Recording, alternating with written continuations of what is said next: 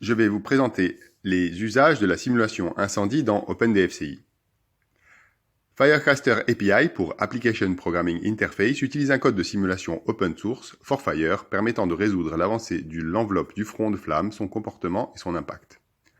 Ce code a d'abord été testé sur de nombreux cas mis à la disposition de la communauté scientifique et utilisé dans de nombreux laboratoires en France et à l'étranger afin de développer des modèles de propagation et d'impact des incendies sur l'atmosphère.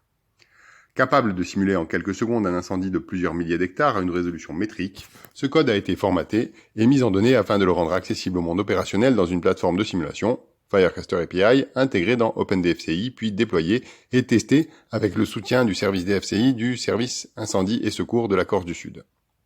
L'intégration s'est réalisée dans le cadre d'un partenariat entre l'Entente Valabre, le CNRS et l'Université de Corse. À quoi ça sert ? La simulation est celle d'un comportement d'une ligne de front en propagation.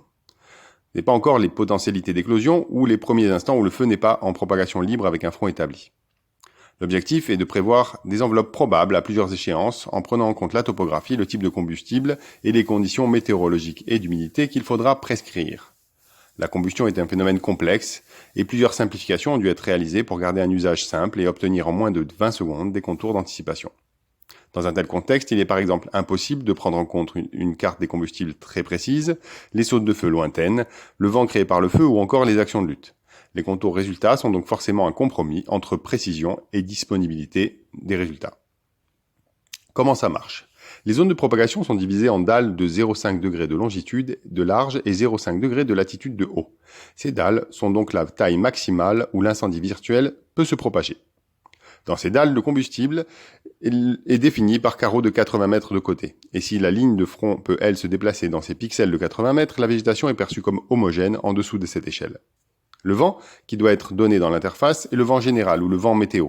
L'effet du relief sur ce vent a déjà été précalculé pour les topographies spécifiques de chacune de ces dalles et pour toutes les directions de vent. C'est ce vent précalculé qui est utilisé pour les simulations. Les calculs, une fois renseignés dans la base, lancent une requête de simulation sur le serveur de calcul de l'entente qui contient déjà les dalles précalculées pour toute la zone sud. Elle calcule ensuite la prévision et renvoie les contours dans la base pour affichage dans le navigateur.